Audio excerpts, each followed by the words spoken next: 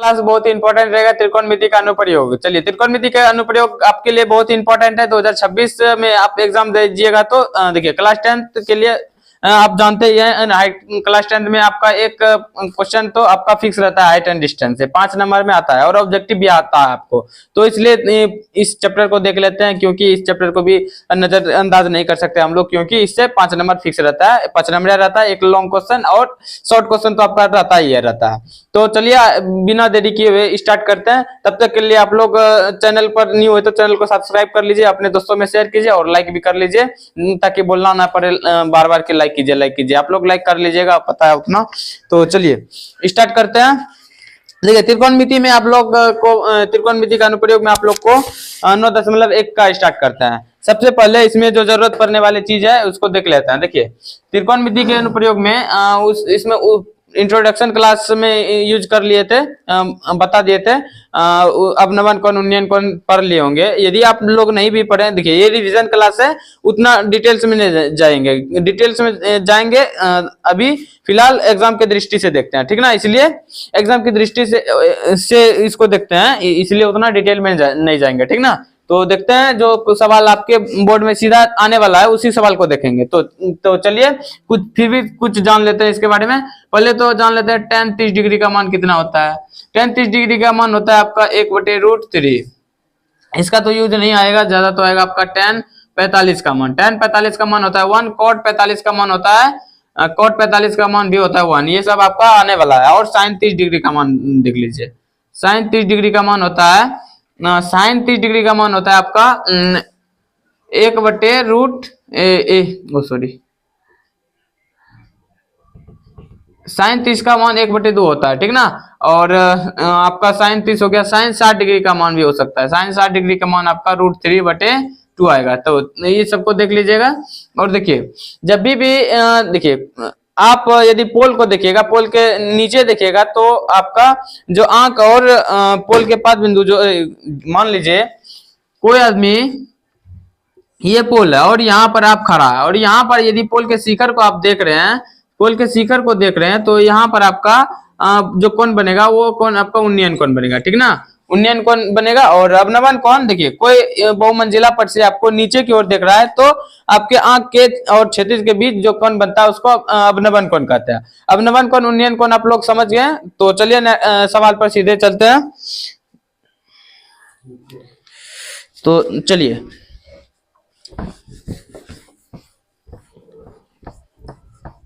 और जो इसमें था tan थीटा बराबर होता है p/b, tan थीटा बराबर p/b। आप लोग इंट्रोडक्शन त्रिकोणमिति वाला चैप्टर में देखे होंगे, पूरा फार्मूला उसमें बताया, तो उसी सब फार्मूला का यूज होगा।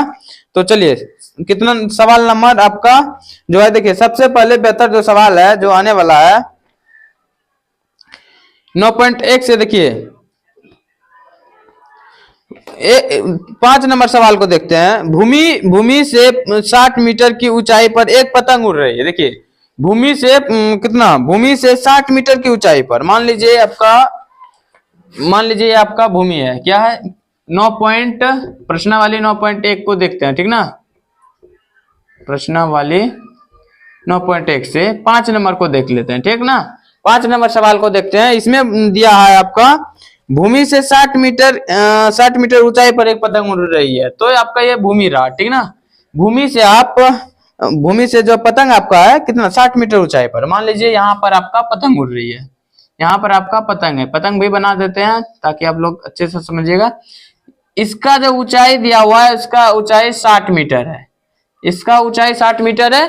और फिर क्या बोल रहा है, पतंग उड़ रही है। अब पतंग में लगी डोरी को अस्थायी रूप से बांध दिया गया है। देखिए पतंग में जो डोरी आप लोग उड़ाते हैं ना, उसी को जो किसी खूंटे में बांध दिया है या फिर बांध दिया गया है, ठीक ना, या फिर पकड़ के आप रहे हैं, यही बोल रहा है।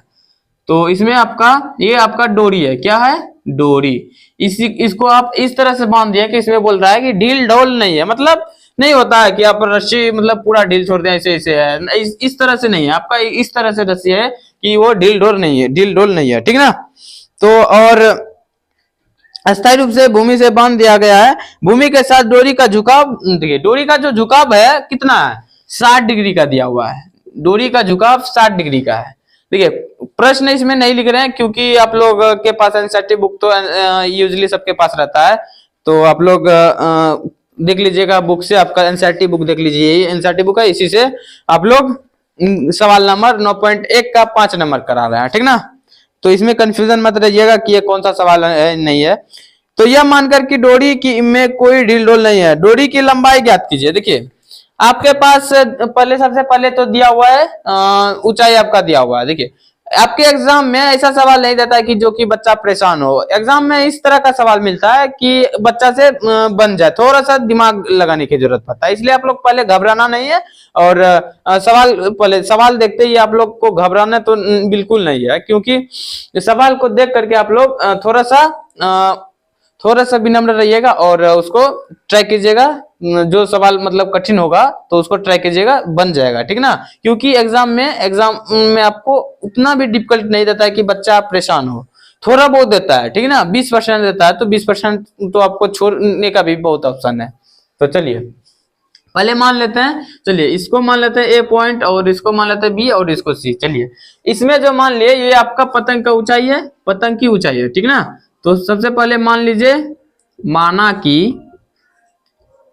कि क्या मानिए, देखिए ए सी आपका डोरी का लंबाई है। मान लीजिए डोरी का लंबाई क्या हुआ है, डोरी की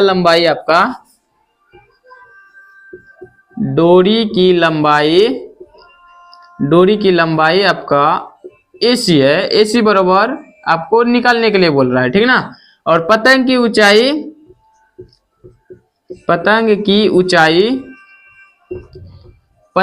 ऊंचाई जो है आपका, पतंग का ऊंचाई दिया हुआ है, पतंग की ऊंचाई ए बी आपको दिया हुआ है 60 मीटर। पतंग की ऊंचाई दिया हुआ है 60 मीटर। देखिए तो इसमें देखिए इसमें और इसमें रिलेशन देखिए किसमें आपका साइन थीटा बराबर में पी बाय एच होता है, sine theta P by H. तो हम चलेंगे त्रिभुज एबीसी में, कितना में, त्रिभुज एबीसी में। एबीसी में क्या दिया हुआ है, थीटा आपका 60 डिग्री है, तो लिख लीजिए 60 डिग्री। देखिए साइन से आप रिलेशन देखिए, साइन 60 डिग्री लगाइए। इसमें साइन 60 डिग्री क्यों लगाना है, क्योंकि इसका दिया हुआ है और डोरी का बोल रहा है, तो इसमें सिंपली लगाना है। तो क्या हो जाएगा, पी बाय एच, पी आपका ए बी है और एच आपका जो है ए सी है। चलिए साइन 60 डिग्री का मान अभी आपको बताएं √3/2 होता है, और ए बी आपका 60 मीटर दिया हुआ है, और ए सी जो है, ए सी आपका डोरी की लंबाई ज्ञात करना है। तो इसको क्या करना है, देखिए तो क्रॉस मल्टीप्लीकेशन कर लीजिए। यहां से आपका हो जाएगा √3AC बराबर 120, ठीक ना। 60 गुना 2 कीजिएगा तो 120 हो जाएगा। तो यहां से आप लोग AC बराबर लिख सकते हैं। देखिए जो आपका गुणांक में रहता है उसको आप भाग में भेज दीजिएगा आराम से। चलिए भाग में भेजने पर आपका √3 हो जाएगा। देखिए इसका आप परिमेकरण कर लीजिए। परिमेकरण आप लोग सीखे होंगे क्लास 9th में, यदि नहीं भी सीखे हैं तो देख लीजिएगा पिछला वीडियो, उसमें हम परिमेकरण भी बताए हैं। √3 ऊपर नीचे से गुना कर लीजिए, कर लिए। देखिए AC बराबर जो आपका हो जाएगा 120 √3, और जब भी रूट सम संख्या रूट के अंदर रहता है तो उसका यदि रूट से गुना कीजिएगा तो आपका रूट खत्म होकर के मात्र 3 बच जाएगा। तो यहां से आपका हो जाएगा 40 हो जाएगा, AC 40 √3। देखिए इसमें जो लिख देना है AC डोरी की लंबाई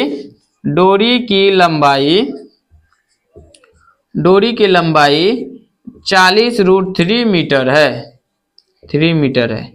चलिए यही आपका आंसर हो गया। ये आपको डोरी की लंबाई बोल रहा था निकालने के लिए, डोरी की लंबाई निकल गया। और नेक्स्ट सवाल को देखते हैं। नेक्स्ट सवाल आपका है, देखिए 9 नंबर आपका सवाल है, 9.1 का 9 नंबर सवाल है आपका। देखिए एक मीनार के पाद बिंदु से भवन के शिखर का उन्नयन कौन बोल रहा है। देखिए एक मीनार है और उसके पाद बिंदु से भवन के शिखर का उन्नयन कौन जो है आपका 30 डिग्री दिया हुआ है, और भवन के पाद बिंदु से मीनार के शिखर का उन्नयन कौन 60 डिग्री है।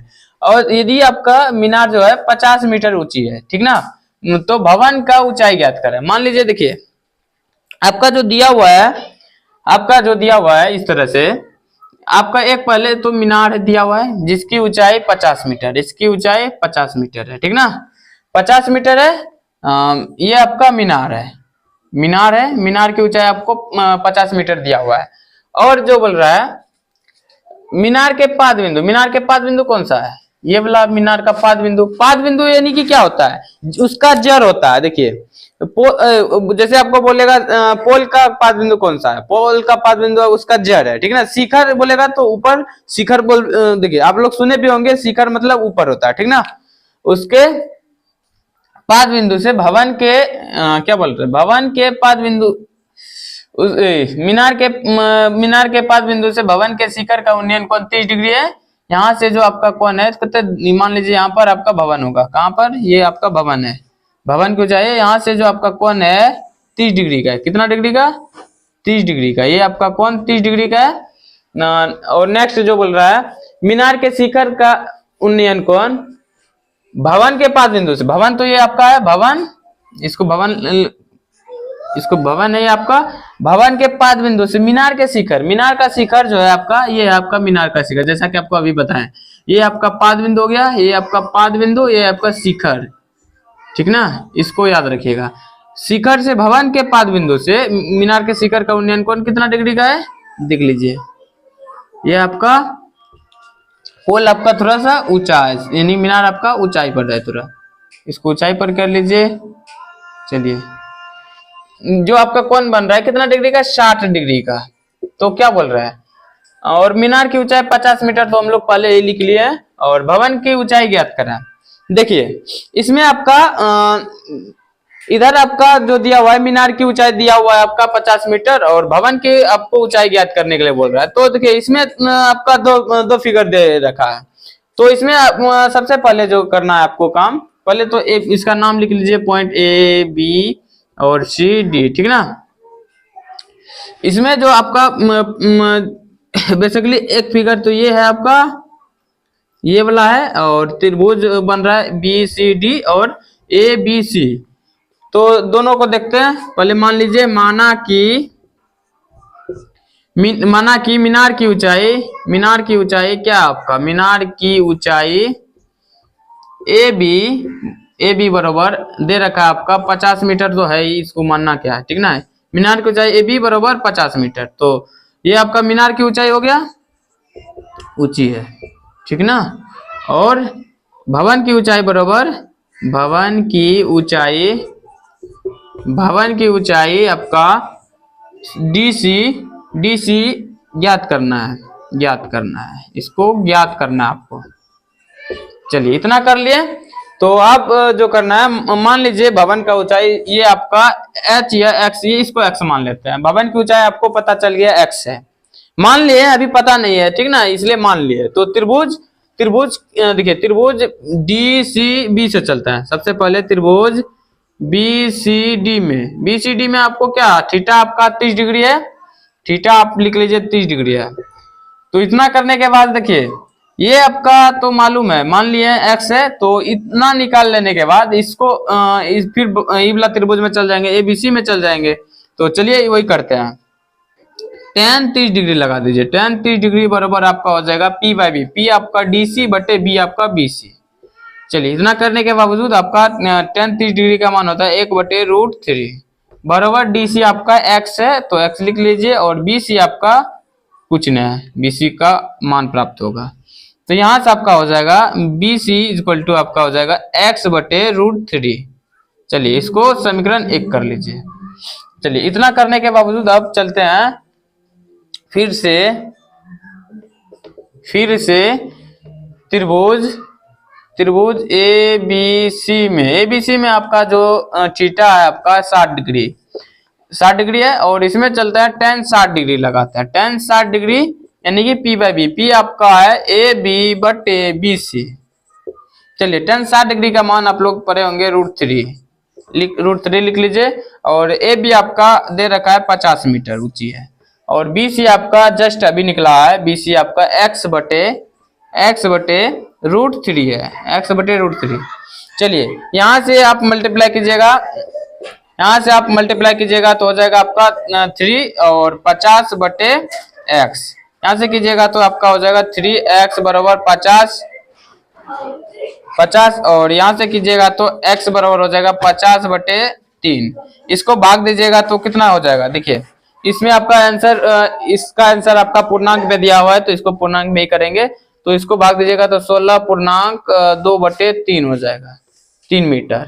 चलिए आपका फाइनली आंसर है। तो ये सवाल आपका काफी बेहतर था, ये भी सवाल आपको आ सकता है। तो मिलते हैं नेक्स्ट वीडियो में, तब तक के लिए आप लोग चैनल को सब्सक्राइब कर लीजिएगा।